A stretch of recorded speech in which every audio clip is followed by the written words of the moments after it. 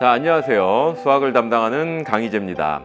이번 시간에는 이제 1강이죠. 심층면접 특강 1강. 자, 이제 심층면접이라는 게 어떤 것이고, 그리고 기본적인 이제 예제들을 통해서 요런 식의 이제 출제 방향을 가진다라는 거를 먼저 제가 수리 부분은 설명을 해드리고, 그 다음에는 이제 송원배 선생님께서 과학 쪽을 설명을 해드릴 겁니다. 그래서 OT에서도 다 말씀드렸듯이, 자, 이제 수업이 이제 몇 개 학교를 제외하고는, 그렇죠, 제가 이제 먼저 수리를 설명하고, 그 다음에 이제 송원배 선생님이 과학을 설명하는 그런 형식이 될 테니까 여러분들이 이제 그런 거는 참고를 해주시기 바라겠습니다. 그러면 첫 번째 이제 이거부터 이제 제가 설명을 해드릴게요.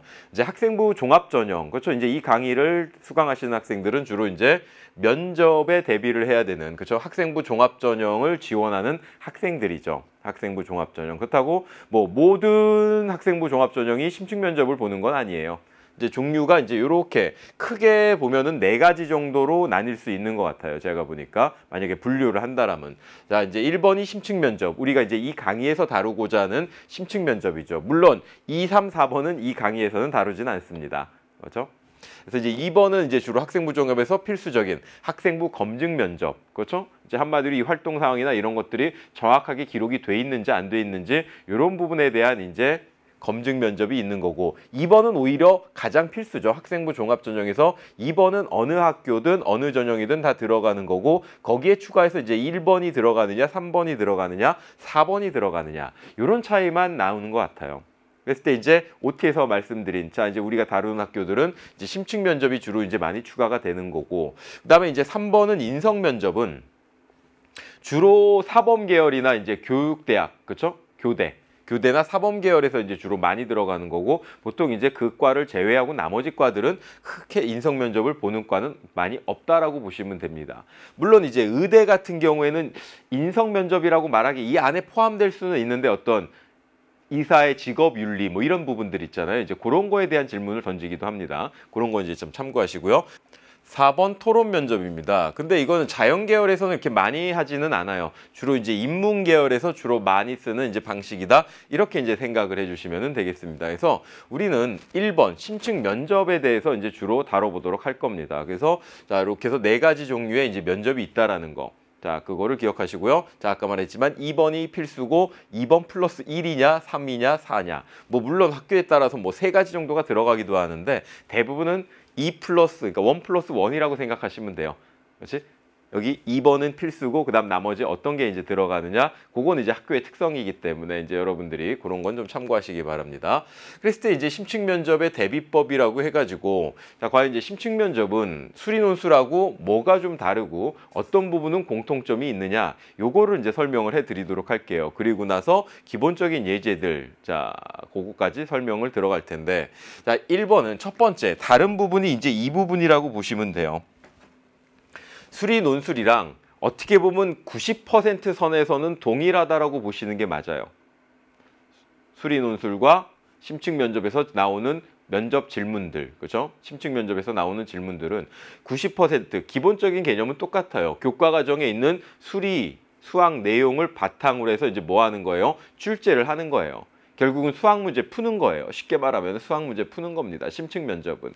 그렇기 때문에 90% 정도는 동일한데, 이제 차이가 있는 부분에 대해서 이제 여러분들이 보셔야 돼요. 그러다 보니까 이제 여러분들 어떤 공부는 당연히 해야 됩니까? 저는 심층 면접 준비할 거니까 논술 강의는 안 들어도 돼요. 아유, 이거는 위험한 생각입니다. 당연히 논술 기본 강의는 다 여러분들이 뭐 하셔야 돼요? 수강을 하셔야 돼요. 그래서 기본적으로 수리논술에서 나오는 윤제 유형들도 다 어디서 나온다? 심층 면접에서 나온다. 이렇게 이제 생각해 주시는 게 좋습니다.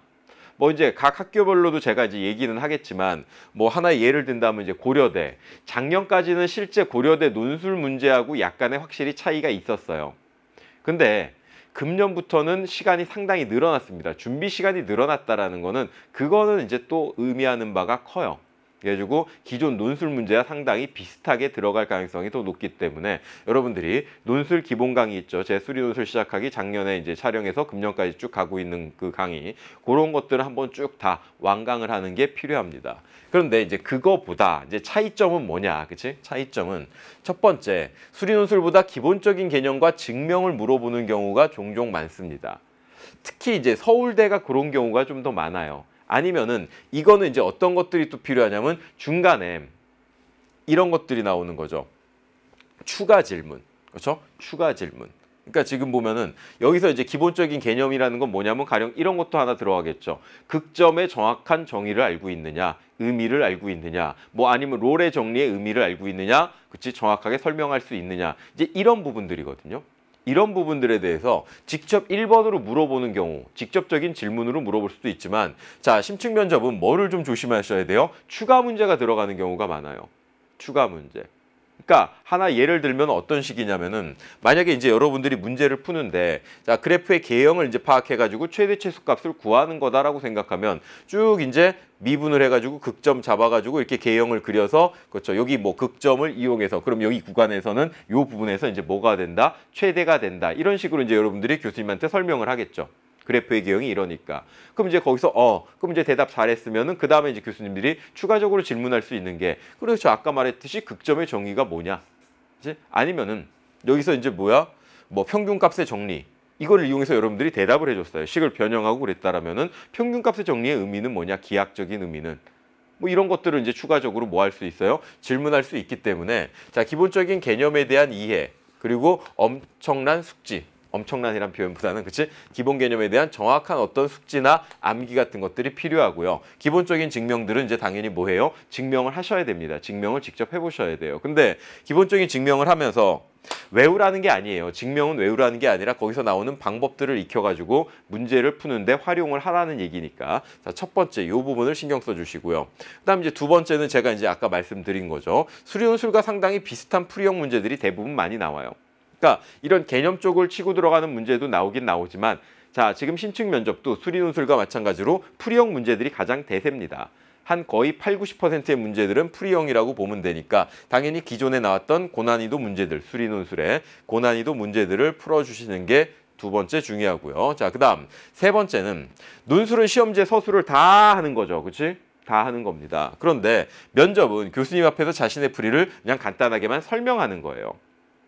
실제로 이렇게 판서도 그렇게 많이는 안 해요. 필요하면 이제 판서까지도 들어가는데 이과 같은 경우에는 근데 그 정도까지 안 하고 그냥 간단하게 계산 결과나 그런 과정을 보여줄 필요는 없기 때문에 자, 방법적인 것만 얘기하고 저는 이런 방법을 써가지고 이러한 답을 구해냈습니다. 이런 식으로 그냥 말로만 끝내는 경우도 있어요. 심층 면접 같은 경우에는 그러다 보니까 두 가지가 이제 포인트인데요. 실전 연습이 일단 해보시는 게 좋아요.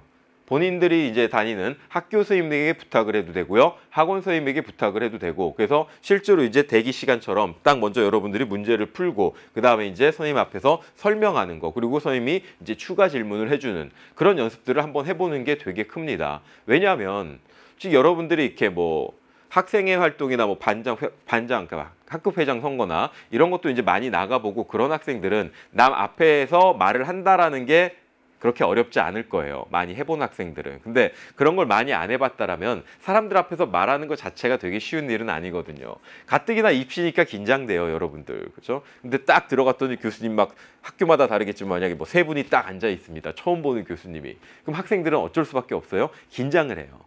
그러니까 그렇기 때문에 이런 연습들을 먼저 좀 직접 해보는 거, 시뮬레이션. 그래서 고려대 같으면 그 영상도 아마 띄워놨을 거예요. 어떤 식으로 시험을 치르고 하는지를 자, 영상으로 띄워놓은 학교들도 있기 때문에 한번 여러분들이 고대를 지원하지 않더라도 그 고대 영상은 한번 보는 게 여러분들에게도 또 도움이 됩니다. 아, 이런 식으로 시험이 진행되구나. 이렇게 대기실 갔다가 뭐 이렇게 해가지고 옮겨와가지고 교수님 앞에서 설명하고 이제 그런 것들을 좀 친절하게 잘 띄워놨습니다. 대학들이. 해서 그런 것들은 입학처를 다니면서 여러분들이 최대한 활용을 많이 해주시는 게 필요하고요. 이게 이제 첫 번째고, 그다음 이제 두 번째는 이제 어떤 차이점이 있냐면, 그러니까 여러분들이 논술은 이제 풀이 과정이나 근거 제시 이런 것들을 다 이제 꼼꼼히 서술을 하셔야 되죠.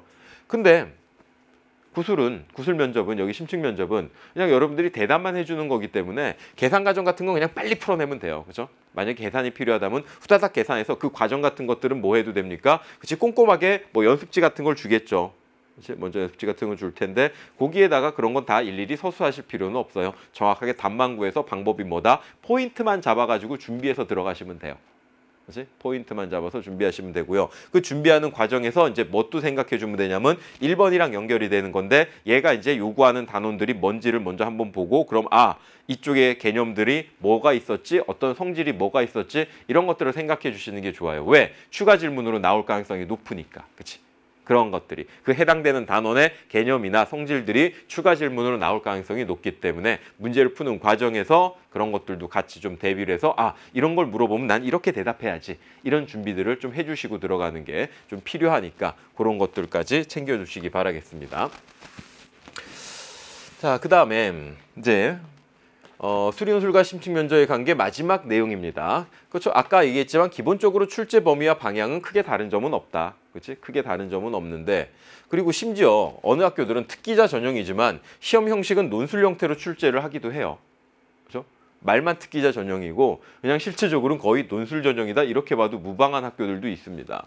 하지만 이제 위에서 언급한 것처럼 기본적인 증명 문제들 준비를 해주셔야 되고요. 그 다음에 이제 아까 말한 추가 질문, 그렇지? 추가 질문이 나올 수 있다라는 거 이런 부분에 대해서 준비를 해서 자 충분한 대비를 해주셔야 되고요. 그래서 결론은 준비하는 내용의 차이보다는 형식의 차이, 이 부분에서 더 큰 차이가 있다. 그래서 수리논술과 심층면접은 이 정도로 여러분들이 체크를 해주시면 되겠습니다. 자, 그러면은 이제 한번 기본적인 예제, 대표 예제 같은 것들을 제가 이제 보여드리면서 이제 설명을 해드리도록 할게요. 그러니까 기본적인 증명을 물어본다라는 게 이제 이런 거예요. 이런 거. 자, 예제 1번. 서울대학교 일반 전형에서 이제 물어봤었던 건데 이게 4년 전인가 그럴 거예요. 제가 약간 기억력이 약간 애매한데 이게 4년 전에 물어봤나? 그러니까 서울대는 이런 것들이 좀 많아요. 이런 기본적인 증명이 단독으로 나올 수도 있지만 이런 것들을 이제 먼저 증명해서 그 다음에 이제 이런 성질을 이용해서 다음 논제를 풀게끔 하는 거. 이런 이제 세트 구성. 그러니까 어떻게 보면은 다른 학교 문제들도 뭐 그런 학교들도 있지만 서울대 문제가 그런 경우가 되게 많아요. 심층 면접 문제라 하더라도 세트 구성이 이루어져요. 세트 구성. 그러니까 1, 2, 3 이렇게 구성돼 있으면 1, 2번의 결과를 가지고 3번을 풀 수 있게끔. 그래서 여러분들은 항상 서울대 지원하시는 분들은요. 그 연결성을 한번 잘 보면서 대기 시간에 문제를 풀어주는 게 중요합니다. 그래서 그런 거를 놓치지 마시고요. 자, 그래서 여기서도 이제 이런 게 나오죠. 마이너스 A부터 A라는 구간에서 여러분들이 잘 알고 있는 성질인데 함수 fx가 미분 가능이고 그다음 이런 함수를 짝함수 아니면 이제 보통 이건 우함수다 이렇게 불러주기도 하죠. 그다음 얘는 이제 홀함수, 기함수다 여러분들이 불러주기도 합니다. 그랬을 때 짝함수라면은 다음 같은 성질. 뭐 여러분들이 모르는 성질은 아니에요. 그렇지? 모르는 성질은 아닌데. 자, 이랬을 때 이제 이런 성질이 성립한다라는 것을 설명하시오 이렇게 돼 있습니다. 그러면 당연히 이거는 수리논술과 준하게 똑같이 대답을 해주셔야 돼요. 그래프를 이용해서 직관적으로 대답한다? 그런 건 좋은 대답이 아닙니다. 물론 어떤 건 가능해요. 먼저 추론을 한 다음에 그 다음에 식으로 증명하는 건 상관없죠. 처음부터 추론을 하는 거는 나쁜 건 아닙니다. 이따가 이제 그런 문제들을 보여드리도록 할 테니까. 그렇죠? 작년 이제 서울대 문제를 하나 풀어드리면서 제가 보여드릴 텐데 처음에 추론하는 건 나쁘지 않아요. 근데 추론으로만 끝나면 안 되고, 그치? 규칙성량 1, 3, 5, 7 이러니까 다음 숫자 9, 일반항 2n-1 이런 식으로 하는 게 이제 추론이라는 건데, 그치? 규칙성을 찾아내거나. 근데 이제 그렇게만 하는 게 아니라 이제 아니면 그래프로만 해서 딱 봐서 그냥 직관적으로 판단하는 거. 이런 것들을 이제 추론이라고 하는데 그거 말고 이제 나중엔 뭐까지 들어가야 돼요? 증명, 그치? 설명까지 정확하게 수식으로 들어가야 됩니다. 그래서 여기도 이제 한번 볼게요. 얘네를 하나 예를 든다면 이런 식으로 설명해 주는 거는 별로 좋은 게 아니라는 거죠. 심층 면접이라 하더라도 교수님 앞에서, 그렇죠? 짝함수니까 얘는 그렇죠? y축 대칭입니다. 이렇게 되고 자, 여기 이제 얼마? 마이너스 a부터 이제 얼마까지, 그치? a까지 정적분은 당연히 교수님 이 부분의 넓이와 대칭성에 의해서 이 부분의 넓이가 같을 테니까 당연히 0부터 a까지의 넓이의 2배다. 이렇게 됩니다. 이런 식으로 설명하라는 거는 아닐 거예요. 그치? 말은 설명하라고 했지만 여기선 수학적인 설명입니다. 자, 이런 거보단 정확하게 이제 뭐예요? 치환 적분을 통해서 이제 뭐 해주는 게 좋다? 설명을 해주는 것이 좋다. 그래서 여기 같으면 이제 이렇게 설명하는 게 더 좋은 점수를 받을 수 있겠죠. 그러니까 깊이예요. 그렇죠? 설명할 수 있는 그 깊이. 자, 이놈을 이제 어떻게 씁니까? 마이너스 a부터 얼마까지? 0까지 fx dx. 자, 그 다음에 이제 더하기 0부터 a까지 fx 얼마가 된다? dx다. 이제 이렇게 먼저 해주게 되겠죠. 그 다음에 얘를 이제 대칭 이동을 시키죠. y축에 대해서 대칭 이동을 시킵니다. 그러기 위해서 이제 치환 적분이라는 게 들어가니까 마이너스 x를 우리가 이제 얼마라고 t라고 치환을 해볼게요. 그러면 마이너스 dx는 우리가 뭐라고 쓸 수 있게 되고요. dt다라는 표현을 가져갈 수 있게 될 테니까 자 이제 여기 첫 번째 정적 분식은 이렇게 되겠죠. 마이너스 a는 t로 가면은 a가 되겠고요. 자 0이면 0이 되겠죠. 그다음 f 그다음에 얼마? 마이너스 t. 그렇죠? 왜 이렇게 치환하느냐? 바로 이 짝함수의 성질을 우리가 뭐 할 거니까? 이용을 할 거니까 f-x는 fx다. 그래서 f-t 형태를 만들고요. 그다음 여기 마이너스 dt가 되겠죠. dx 대신 마이너스 dt. 그다음 플러스 뒤에는 이제 0부터 얼마까지? 0까지 fx 뭐가 된다? dx다. 그러면 자, 이 마이너스는 윗끝과 아랫끝을 바꾸는데 쓰이면 되고요. 그 다음에 이제 여기서 어떻게 돼요? 자, 다시 x로만 바꿔버려도 상관없겠죠. 치환이 다 끝났으니까 얘는 0부터 a까지 f-x dx. 그 다음에 여긴 더하기 얼마? 0부터 a까지 fx 뭐가 되는 거예요? dx다. 이렇게 되는데 자, 이제 주어진 조건에서 얘는 뭐라고 쓸 수 있으니까? fx라고 쓸 수 있으니까 얘는 이제 당연히 2배. 그렇지? 0부터 얼마? a까지 fx 뭐가 된다? dx다. 이렇게 이제 설명을 해주시면 되겠죠. 그러면 만약에 이제 판서를 안 하고도 설명을 한다라면 여러분들이 이제 여기서 이렇게 쭉 봐가지고 대략적인 흐름만 먼저 풀어보고 이렇게만 설명해도 되겠죠. 얘를 그렇죠? 0을 기준으로 두 개 구간으로 나누고 마이너스 a부터 0까지의 정적분을 치환적분을 통해서 이제 뭐 하겠다? 그렇죠. 대칭 이동을 시키면서 그 과정에서 이런 식으로 이제 설명이 뭐 한다? 가능하다. 이런 식으로 이제 여러분들이 접근을 해 주셔도 됩니다. 그렇죠? 접근을 해 주셔도 돼요. 그리고는 자, 이제 얘가 됐으면 호람수인 거는 당연히 더 간단하게 뭐 할 수 있어요? 설명이 가능할 겁니다. 그렇지? 여기 같으면 이제 마이너스 a부터 a까지 0이 된다라는 건데 이제 여기서 이제 이 넘어가는 과정에서 뭐가 될 테니까 마찬가지로 똑같이 하면 이런 식으로 대답하면 되겠죠. 근데 얘는 마이너스 이렇게 들어가니까 이 값은 얼마가 된다? 0이다. 이런 식으로 이제 설명을 해주시면은 충분한 거예요. 자, 그래서 이런 기본적인 이제 증명들, 그치? 이런 것들을 이제 물어보는 문제들이 하나의 유형이고요. 첫 번째는. 자, 그 다음에 이제 두 번째는 이제 이런 부분이라고 보시면 돼요. 성균관대에서 이제 물어봤던 문제인데요. 이제 풀이형인데 약간 차이가 나는 게 논술에 비해서 제시문은 상당히 좀 짧아요. 구술 면접은. 왜냐? 논술보다는 충분한 시간이 없기 때문에 제시문을 길게 주고 이걸 하나하나 다 파악하고 구해라 그러기엔 여러분들 시간이 너무 부족합니다. 그치? 너무 부족해요. 그러다 보니까 제시문 같은 거 거의 잘 안 나와요.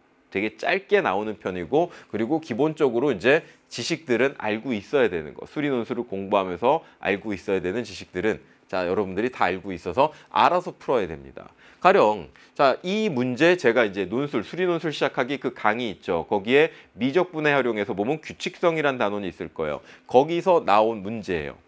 이거 서강대도 출제를 했고요. 주요 대학만 하면 논술 전형에서. 그 다음에 한양대도 출제를 했고요. 이화여대도 출제를 했습니다. 상당히 주요 대학에서 꾸준히 출제했던 문제예요. 물론 고려대 같으면 여긴 이 함수가 좀 바뀌긴 바뀌었지만 이런 타입의 문제를 고려대도 출제를 했어요. 근데 물론 싸이는 아니었지. 삼각함수 가지고 낸 거는 아까 앞에서 언급한 새 학교입니다. 근데 이제 거기서는 어떤 식으로 대부분 냈냐면은 그냥 무턱대고 딱 이렇게 AN을 정의해주고 자, 이 조건을 만족하는 가장 자연수 N을 구하여라 이렇게만 물어보진 않아요. 첫 번째는 가령 이제 이런 식으로 서강대 같으면 자, 이제 이거에 먼저 정적분이 아니라 부정적분을 구하여라. 그렇지? 근데 이제 그 결과를 어느 정도 줘서 자, 얘를 과연 어떤 식으로 치환적분이나 부분적분이나 둘 중에 뭐를 이용해야 될지를 좀 이제 여러분들이 알 수 있게끔 힌트를 많이 좀 던져줘요. 근데 구술 면접은 좀 그런 힌트가 적은 편이에요. 제가 봤을 때 대체적으로 좀 적어요. 그래가지고 자, 이 정도는 그냥 먼저 알고 풀어야 됩니다. 가령 A, EN이다. 그럼 이제 여러분들 이제 이건 저랑 공부한 학생들은 아시겠지만 자, 0부터 2분의 파이까지 얘를 사인의 2의 n-1승 그 다음에 얼마로 바꿔놓는 거죠? sin x dx로 이렇게 이제 바꾸는 거죠. 그다음 얘는 이제 적분이 가능하니까 이놈을 이제 얼마 u 다시로 놓고 얘를 얼마로 놓고 v로 놓고 이제 뭐를 해주면 돼요? 부분적분을 해주시면 되죠. 그래서 점화식을 뭐 하는 거예요? 유도해라. 이렇게 이제 주로 출제를 하는 거죠. 그래서 논술 같으면 이제 먼저 아예 이제 논제가 세분화돼 있어요. 논제 1번은 한마디로 점화식 구하여라. 이런 식으로 이제 나올 수도 있고요. 점화식을 유도해라. 그다음 논제 2번은 이제 나중에 이제 뭣도 물어볼 수 있냐면 부등식 유도하는 거. 가령 AEN이 클까요? 아니면은 AEN 플러스 1이 클까요? 당연히 AEN이 더 크거나 같아요. 뭐 이제 이런 앞에 추가적인 질문들을 이제 물어보고 최종적으로 뭐 결론으로 도달하게끔 이런 식의 이제 구성이 되는데 심층 면접은 그러지 않고 그냥 곧장 이렇게만 물어볼 수도 있습니다. 자, 여기서는 이 풀이는 좀 자세하게는 안 해요. 그렇죠? 자세하게는 안 하고. 자, 이제 이거를 만약에 처음 본 학생들이라면 제가 아까 말한 부분 있죠? 그 수리논술 시작하기 그 강의에서 규칙성 단원, 미적분해 활용해서 규칙성 단원, 그거를 공부하시면 돼요. 그래서 이런 기본적으로 이제 논술에서 나오는 자주 나오는 그런 기본적인 유형 문제들 있잖아요. 이런 것들은 얼마인지 그냥 간단하게 이렇게 딱 편집해서 한 문제로 그냥 줄여버려서 풀어라. 이렇게 이제 출제하는 경우도 종종 있다라는 겁니다. 그래서 요 예제를 하나 이제 뭐 해드린 거예요? 보여드린 거다. 이렇게 이제 생각을 해주시면 됩니다. 그래서 자, 지금 제가 이제 수업 시간에 다 교재에 있는 문제를 푸는 거는 아니고요. 그렇지? 푸는 건 아니고 자, 풀어드리는 것도 있고 이제 한번 여러분들이 더 풀어보라는 것도 있는데 자, 항상 이런 문제도 나올 수 있다라는 거 그런 예제들을 보여드리는 거니까 그런 거를 참고하시기 바랍니다. 자, 그 다음에 이제 세 번째 예제는요. 이것도 이제 간단하게만 보는데 이제 이런 경우가 있다 이거죠. 특기자 전형. 그러니까 여러분들이 지원하려는 대학 이제 여기서 이제 언급하는 대학 말고도 다른 대학들을 좀 이제 다 검토까지 해보시는데요. 특기자 전형이라도 논술 전형 형태로 출제하는 학교들이 있다는 얘기예요. 이제 여기 부산대학교가 이제 그런 예제인데 특기자 전형 문제거든요. 이 문제는. 근데 실제로 보면 딱 보면 어때요? 그냥 논술 문제죠. 제시문이 이렇게 쭉 지어지고 논제 1, 2, 3, 4 이렇게 되는 거죠. 논제 1, 2, 3, 4 이렇게 돼 있어가지고 이제 여러분들이 자 제시문을 이용해가지고 문제들을 하나씩 해결하고 논제 1번 해결하고 그다음에 그러니까 제시문을 이용해서 논제 1, 그다음에 논제 1, 2가 합쳐서 논제 2, 그다음에 논제 2까지의 결과를 합쳐서 3, 4 이런 식으로 이제 들어가게끔 만들어주는 학교들도 뭐하다 있다라는 거를 보여드리기 위해서 예제 3번은 보여드린 겁니다. 그런데 실질적으로는 아무래도 이제 어떤 형태에 더 이제 여러분들이 주목하셔야 돼요. 예제 1이나 예제 2. 그렇지? 이런 거에 이제 조금 더 주목을 하시면 되고요. 그리고 기본적으로 뭐 이게 약간 활용 문제 형태가 나오는 경우도 있는데 결국 보면 기본적인 개념들의 활용이에요. 그렇지? 이따 이제 여러분들이 보시면 연대 문제에서 제가 작년에 나왔던 연대 문제를 하나 풀어드릴 거예요. 고려대도 하나 풀어드릴 거고.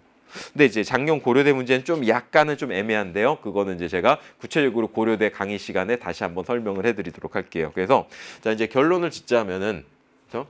수리논술과는 큰 차이는 없으니까 여러분들이 이제 그런 건 보고 형식의 차이 그런 것들을 점검해 두시고요. 문제 유형에서는 이제 오히려 예제 1번처럼 기본적인 증명이나 성질들, 그러니까 기본적인 여러분들이 교과 과정에서 배웠던 성질들을 이제 증명하는 경우도 종종 있으니까 그거에 대한 대비가 필요하다. 이 정도까지 제가 이제 말씀을 드리고 싶습니다. 자, 그래서 이제 구체적인 학교들의 예제는 다음 시간부터 이제 제가 들어가도록 하고요. 자, 이제 수리는 여기까지 마치고요. 자, 이제 연결해서 송원배 선생님께서 심층 면접 이해하기 과학 부분을 설명해 드리도록 할 테니까 저는 이만 마치도록 하겠습니다.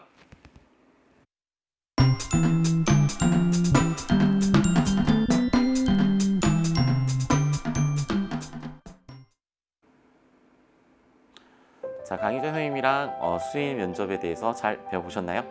자, 이제는 과학 면접에 대해서 좀 알아보고자 합니다. 이 과학 면접 같은 경우에는 아무래도 수리 면접하고는 약간 차이가 있습니다. 수학 같은 경우에는 아무래도 어떤 방식이라고 하는 것이 결정이 되어 있지만 과학은 과목이라든가 주제라든가 아니면은 면접 형식에 따라서 굉장히 다양한 준비를 해야 돼요. 그러면 일단은 뭐가 자신 있는 과목인지를 먼저 아셔야겠죠. 그 과목이 무엇인지 알고 거기에 대해 심층 면접을 준비하는 게 가장 중요하다고 생각을 할 수가 있습니다. 자, 근데 면접이라고 하는 거는 언제를 어떻게 하든 굉장히 떨려요. 선생님도 면접을 처음 봤던 때가 예전에 한 20년 전에 면접을 봤던 적이 있는데 그때도 굉장히 긴장을 해서 정말 아무 말도 못했던 것 같은 그런 기분이 있었습니다. 근데 그만큼 연습이라는 걸 해야 돼요. 그 연습이라고 하는 것은 뭐겠어요? 면대면. 그러니까 누군가를 바라보고 이야기하는 연습이 가장 중요한 면접 연습이라고 생각합니다. 자, 그러면 오늘 첫 시간이니까 과학 면접이라고 하는 것, 과학에 대해서 어떻게 심층 면접이 진행이 되는지 그리고 어떤 전형에서 과학 면접을 보고 있는지 하나하나씩 좀 살펴보도록 할게요. 자, 보시면은 일단은 서울대학교부터 봐야 되겠죠. 수시 일반 전형에서 서울대학교 같은 경우에는 각 학과별로 대학에서 제공하는 전공 관련 과목에 대해서 심층 면접을 실시합니다. 그러니까 이게 잘 선택해야 돼요. 자기가 아무리 가고 싶은 학과가 있다 하더라도 그 학과에서 진행을 하고 있는 면접 과목이 자기한테 너무 약한, 그럴 수 있잖아요. 수능이라고 하는 시험 제도 때문에 어쩔 수 없이 여러분들이 어떤 심화되는 과목에 대해서 공부를 할 때 과목을 지정하고 공부를 하게 됩니다. 그러다 보니까 그 학과에서 학습을 하는 데 있어서 필요하다고 생각하는 과목이 여러분들이 집중했던, 약간 전략적으로 선택했던 과목하고 다를 수 있다는 거죠. 그렇기 때문에 여러분들이 서울대 입시를 준비하는 과정에서는 자기가 자신 있는 과목이 관련된 학과가 어떤 학과인지 먼저 파악을 하셔야 될 것 같아요. 자, 그럼 다음 시간에 아마 두 번째 시간에 서울대 설명하면서 그때 좀 더 자세히 설명하지 않을까 싶네요. 자, 그러다 보니까 서울대 면접 같은 경우에 자기가 생각지도 못한 통합형 유형이 나오기도 합니다. 그러니까 무슨 얘기냐면 한 학과 내에서 특정 과목만 공부를 해야 되는 게 아니잖아요. 그러니까 뭐 예를 들어서 화학하고 생물이 같이 연계되어 나오는 문제들이 나올 수 있다는 거죠. 그런 문제를 준비하는 과정에서 힘들다 라고 생각하면 안 되겠죠. 어떻게든 융합적 사고를 가지고서 자기가 융합형 인재임을 내세우는 게 가장 중요한 특징 중에 하나가 될 겁니다. 자, 그 다음에 연세대학교를 볼게요. 연세대 같은 경우에는 특기자 전형, 그리고 그 특기자 전형 안에서 과학공학 인재 전형이나 IT 명품 인재 전형 같은 경우에는 같은 시험 문제로 시험을 봅니다. 근데 딱 봐도 알겠지만 공학 계열하고 IT 계열이면 일단은 무슨 과목이랑 관련이 가장 크다라고 생각이 드나요? 역시 물리가 되겠죠. 그래서 물리교과에 해당하는 제시문과 문항을 통해서 심층 면접을 진행을 합니다. 그러니까 다른 과목을 보지 않아요. 예를 들면 뭐 화학이라든가 생명과학, 자기가 이 과목을 잘하기 때문에 이 과목을 보겠어요 라고 해도 사실상 연세대학교에서 받아주지 않겠죠. 그죠? 물리 문제를 갖다 놓고 봅니다. 자, 물리도 내용상으로 봤을 때 사실 논술 유형에 가까운 형태의 제시문과 그다음에 문항이 주어져요. 그렇기 때문에 여러분들이 준비하는 한 40분 정도 되는 시간이 되거든요. 준비 시간 40분 동안에 굉장히 열심히 문제를 푸셔야 돼요. 그리고 그 문제를 풀었을 때 일단 면접관이 답이 무엇이니 문제를 풀어봤다면 그 답이 무엇이니 라고 물었을 때 예, 답은 무엇입니다 라고 얘기할 수 있을 수준까지 문제를 빠르게 푸는 게 합격의 관건이라고 생각이 듭니다. 자, 그 다음에 고려대학교를 볼게요. 고려대학교 같은 경우에는 올해부터는 굉장히 다양한 전형으로 바뀌었습니다. 그래서 이 전형들에서 어떤 시험을 볼지는 아직은 몰라요. 하지만 종합형 형태의 시험을 본다고 봤을 때 융합형 인재가 작년에 봤던 뭐예요? 바로 대표적인 심층 면접을 보고 있는 전형이라고 볼 수가 있겠죠. 여기서는 고려대 같은 경우에는 아무래도 융합형 인재다 보니까 연대하고는 완전히 좀 틀려요. 어떻게 틀릴까요? 여긴 진짜 융합과학에 대해서 물어보고 있습니다. 사회적 이슈가 되고 있거나 아니면 환경 문제에 관여하고 있는 여러 가지 과학적 문제들에 대해서 제시를 하고 있는 거죠. 그래서 그 제시된 내용을 이용을 해서 여러분들 뭘 하셔야 돼요? 대답을 해야 되겠죠. 그죠? 대답을 해야 되는데 다양한 교과 과목이 연결되어 있고요. 그 연결되어 있는 문제들을 보게 되면 약간은 단계적으로 진행을 하고 있어요. 그래서 자신의 의견이라든가 추가적인 질문이 같이 나오기 때문에 여러분들은 이 고려대학교를 준비하는 과정에서는 정말 인터넷을 검색을 하든 아니면은 평소에 관심을 가지고 있었던 과학 도서라든가 이런 것들을 읽으면서 이슈에 대해서 머릿속에 좀 넣고 있어야 돼요. 이런 것들에 대해 계속 얘기를 하겠구나. 뭐 예를 들면 최근에 원전, 그러니까 원자력 발전에 대해서 얘기가 많이 나오고 있잖아요. 원전을 계속 유지해야 되느냐, 유지하면 안 되느냐. 이런 것들 같은 경우에도 굉장히 큰 이슈가 되고 있습니다. 그렇기 때문에 그런 것들은 여러분들이 하나둘씩 챙겨 놓으면 굉장히 도움이 될 만한 주제라고 볼 수가 있겠죠. 물론 그게 꼭 나온다는 건 아닙니다. 자, 그다음에 경희대도 마찬가지예요. 경희대 같은 경우에도 네오르네상스 전형에서 뭐예요? 심층 면접을 보고 있습니다. 근데 사실 심층 면접이라고 했을 때 여러분들이 생각하기에 수학, 과학을 묻는다고 생각할 수도 있겠지만 여기서는 좀 과학적인 이슈, 과학적인 이슈에 대해서 많이 물어보고 있어요. 그러니까는 고려대학교하고는 약간의 차이가 있는데 어떤 차이가 있냐면 고려대학교는 다양한 과학 교과에 대한 통합형 지식을 묻고 있어요. 이슈가 되는 녀석이 있다 하더라도 거기서 단순히 우리가 바라보는 인간의 문화와 그다음 사회 그런 관점에서 바라보는 것이 아니라 과학의 기본적인 이론과 그다음에 그것에 대해 응용에 대해서 묻고 있는 것이 고려대학교라고 한다면 경희대 같은 경우에는 그냥 사회적 이슈 자체를 물어보는 거예요. 그러니까 사회적 이슈 자체를 물어보는 거기 때문에 여러분들이 자신의 의견에 대한 피력이 가장 중요하고요. 그 선택하고 있는 의견에 따라서 추가 질문이 닦여서 질문이 오게 됩니다. 그러니까 만약에 이 어떤 상황에 대해서 찬성하니 반대하니 라고 물어봤을 때 저는 찬성합니다. 저는 이러해서 찬성합니다. 그렇다면 찬성을 한다면 그것이 어떻게 영향을 줄 것 같니? 라는 형태의 질문까지 같이 이어져 나간다는 거죠. 그렇기 때문에 이 경희대 같은 경우에는 네오르네상스는 진짜로 실제로 특기자 전형이라든가 아니면 과학교과에 우수한 학생을 뽑고자 하는 것이 아니라 학생으로서 가져야 될 인성과 그다음에 사회적 구성원으로서 가져야 될 어떤 자신의 자세에 대해서 굉장히 디테일하게 물어보는 전형이기 때문에 여러분들이 그것에 대해서 좀 더 신경을 많이 써야 될 거라 보여져요. 그죠? 자, 다음 볼까요? 자, 이제 스트. 그죠? 일단 딱 보시면 아시겠지만, 아, 이 학교들은 뭘 볼지 알 것 같아. 라는 그런 느낌이 있죠. 자, 지금 보시면 여기서 카이스트, 유니스트, 그 다음에 지스트, 그 다음에 디스트 이렇게 총 4개 학교가 있습니다. 이 4개 학교 같은 경우에는 딱 보더라도 이과 전형 학교들이에요. 이과 전형 학교들이고 과학교과에 대해서 또는 수학교과에 대해서 굉장히 우수한 학생들을 뽑고자 한다는 것을 알 수가 있죠. 그러면 이 학교에서 물어보는 건 뭐겠어요? 진짜 고등학교 과정에서 겪어온 모든 교과 과정에 대해서 정확하게 이해를 하고 있는지 못하고 있는지를 판단하는 형태의 문제예요. 그러다 보니까 문제 난이도가 훅 올라갑니다. 그러니까 여기를 준비하기 위해서는 이 학교들을 준비하기 위해서는 그 교과의 원투 과목을 공부하는 건 당연하고요. 그리고 그 원투 과목이 응용되는 분야까지 어떻게 확장이 되어 나가는지까지 이해를 하고 있는 것이 굉장히 중요합니다.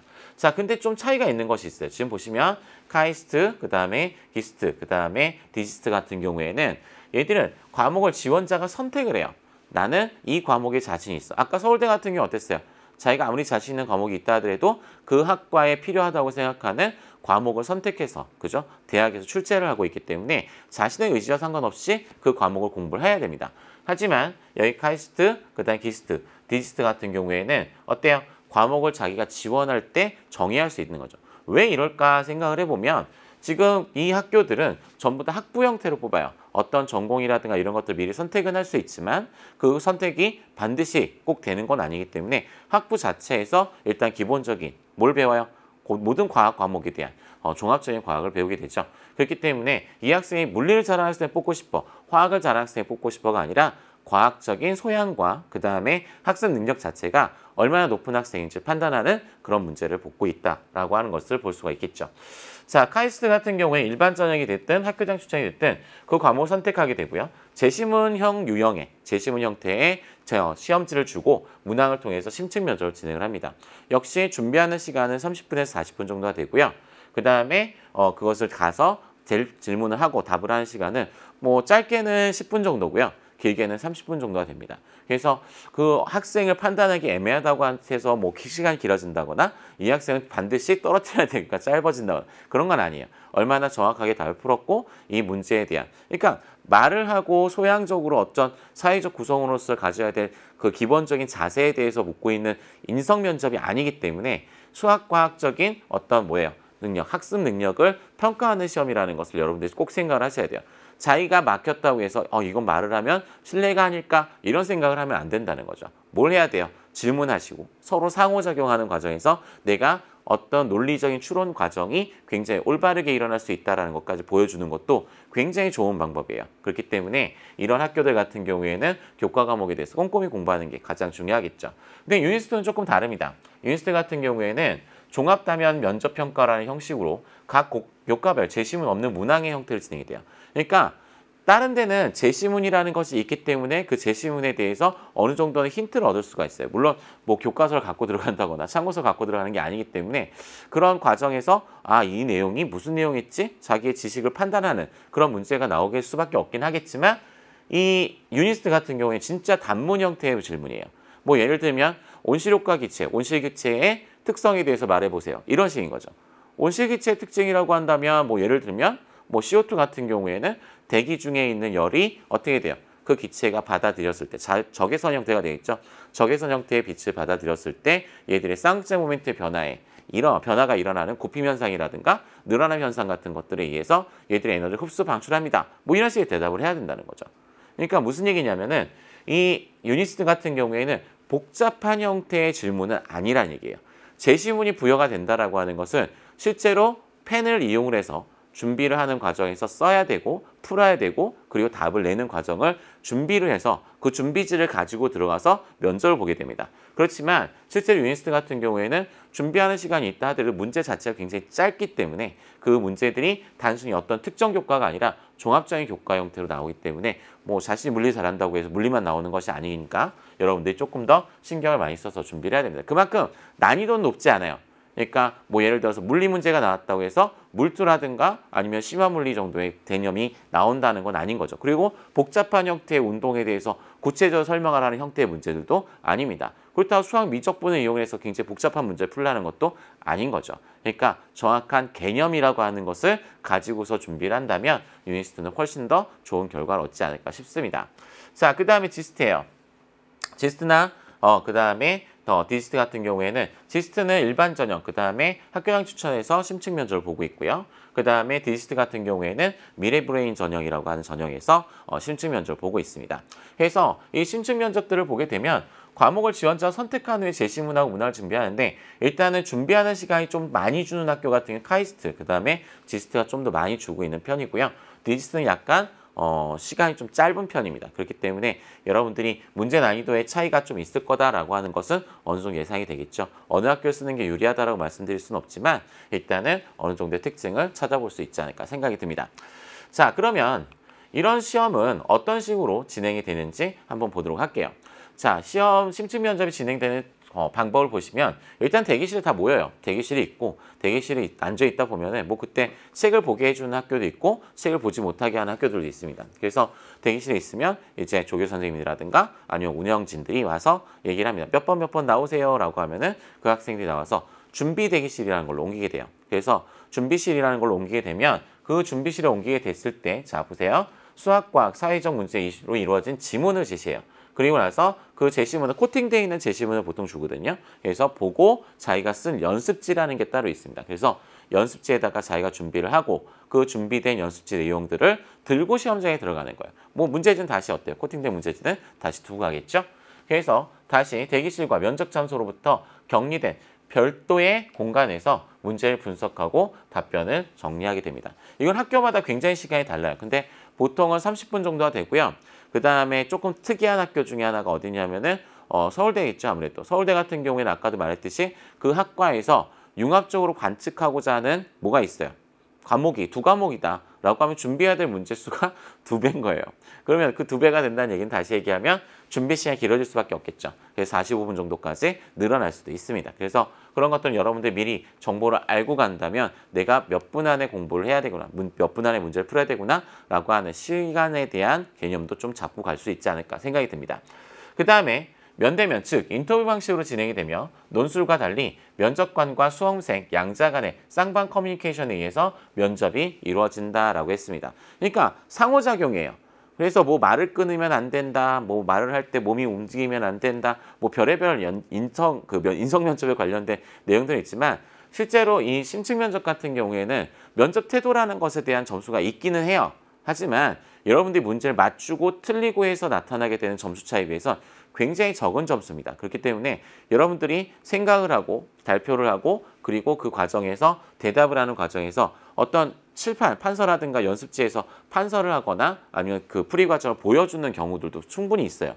근데 거기서 뭐 태도라든가 이런 것들에 대해서 많이 본다기보다는 서로의 얘기, 그러니까는 교수가 던져주는 그 주제에 대해서, 화두에 대해서 얼마나 논리적으로 추론하고 있는 능력이 있는지를 계속 확인하는 그런 과정이에요. 그래서 그렇게 묻고 질문할 수 있다는 것을 여러분들이 생각을 하셔야 돼요. 만약에 막혔어요, 자기가 문제가.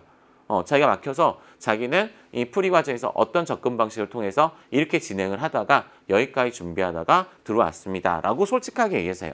그러면은 그 다음 과정을 풀어보겠느냐? 라고 물어봅니다. 그러면 자신 있게 예, 풀어보겠습니다. 라고 해요. 그래서 나가서 다시 풀겠죠. 풀다 보니까 설명을 해요. 뭐 보통은 판서가 주어져 있는, 그러니까는 칠판이 주어져 있는 학교들 같은 경우에는 선생님들처럼 이렇게 칠판이 익숙한 사람들은 이게 칠판을 보지 않고도 또는 풀판에 기울어져서 이렇게 말을 할 수 있지만 여러분들 같은 경우는 다 이렇게 뒤돌아섰을 거예요. 그죠?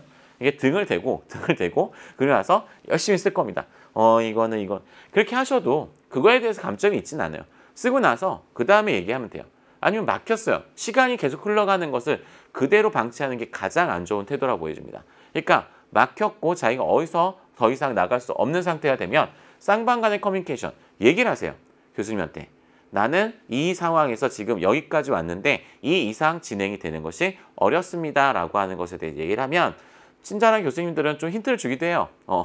그러니까 거기서는 어떻게 하는 게 맞지 않겠니? 라고 물어보면 거기에 대해서 빠르게 대처하는 게 중요한 거죠. 네, 맞는 것 같습니다. 물론 이렇게 좀 장난스러운 교수님들도 가끔 계세요. 진짜로. 그러니까는 학생들한테 이렇게 보는 게 어떻겠니라고 했을 때 약간은 오답의 쪽에 가까운 쪽으로 유도하는 거죠. 그래서 그거에서 위기 대처 능력 같은 것을 판단하는 그런 면접들도 진행이 됩니다.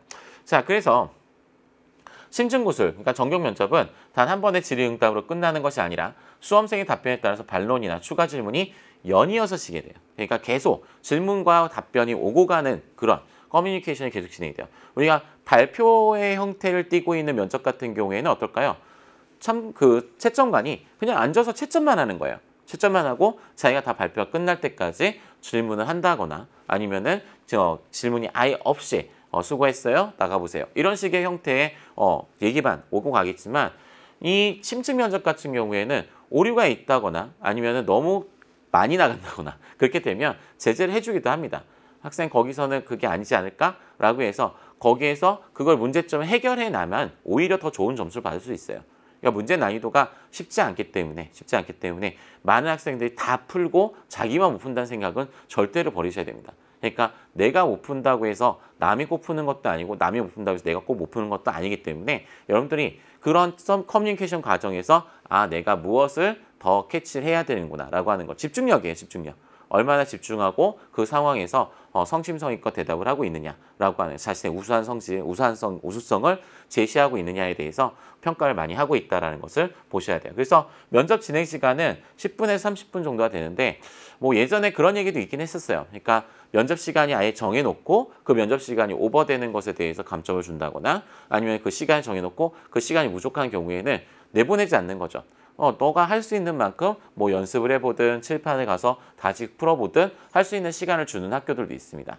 뭐 형평성 때문이라고도 얘기를 하더라고요. 그러니까 형평성 때문에. 무슨 얘기냐면은 내가 시간이 짧아지면 내가 여기서 끝을 내면은 남들보다 적은 시간 동안에 나를 알아봤기 때문에 나에게 혹시라도 불이익이 있지 않겠느냐. 아니면 시간을 너무 많이 주면 내 또 다른 면을 발견하는데 너무 많은 시간을 줬기 때문에 다른 학생들하고의 차별성이 있지 않느냐라고 하는 것도 얘기가 많이 나오기 때문에 시간은 웬만하면 공정하게 비슷비슷한 시간대를 유지하고 있는 것으로 볼 수가 있습니다. 그래서 여러분들이 그런 내용들이 있다라는 걸 한번 생각을 해보셔야 돼요.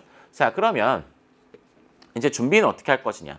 과학 면접 같은 경우에 사실 문제를 푸는 게 거의 그 준비에 가장 근접한 그런 방법이라 볼 수가 있긴 해요. 근데 어쨌든 대부분 과학 교과의 문제 해결 능력을 평가하고 있으므로 교과에 대한 이해가 가장 중요하다. 아까 앞에 제가 소개한 이유가 제가 이 강의를 통해서 여러분들한테는 뭐 진짜 교과적인 지식에 대해서 전달한다거나 어떤 주제를 어떻게 풀어야 된다거나 이런 것들에 대한 개념적인 학습을 시켜드리기는 어려워요. 그래서 짧은 시간 동안 안에 여러분들한테 해결 능력이라고 하는 것을 좀 드리고 싶어요. 그러니까 어떤 것들을 준비할 수 있게끔 유도하는 과정에 대해서 진행을 하고 있는 강의라는 걸 여러분들이 좀 염두에 주셨으면 좋겠습니다. 그래서 일단은 과학 교과의 문제 해결 능력을 평가하고 있고 교과에 대한 이해도가 가장 중요하다고 했기 때문에 제가 앞에서 학교별 시험에 대해서 차근차근히 말씀을 드린 겁니다. 그래서 자기가 아직은 원서 쓰기 전일 수도 있어요. 원서 쓰는 후일 수도 있겠지만 원서 쓰기 전인 학생들 같은 경우에는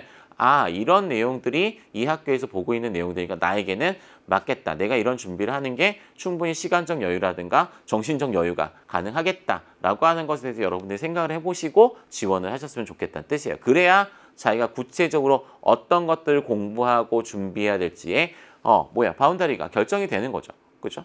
그런 것들을 생각하셨으면 좋겠습니다. 그 다음에 문제의 정답보다는 답을 구하기 위해 진행되는 논리적 추론 과정에 대한 평가가 더 크므로 과학적 추론 과정을 정확히 숙지하는 것이 중요하다라고 했습니다.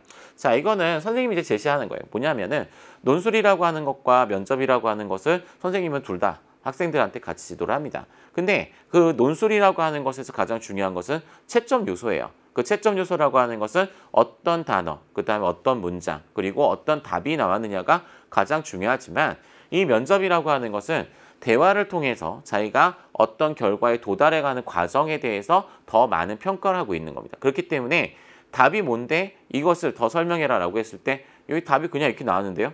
이런 무성의한 대답이 가장 감점이 크다는 거죠. 어떻게 추론이 되고 있었습니다. 이것이 이렇게 판단되는 이유는 바로 이것입니다 라고 하는 과학적 근거를 좀 더 구체적으로 제시하는 연습을 하셔야 돼요. 우리가 예를 들어서 메테인이 있어요. 메테인이라고 하는 어떤 분자가 있는데 이 분자가 무극성 분자예요. 왜 무극성 분자인지, 이것이 물에 녹지 않는 이유를 분자 간의 힘에 대해서 한번 논해보세요 또는 대답해보세요 라고 얘기를 했습니다.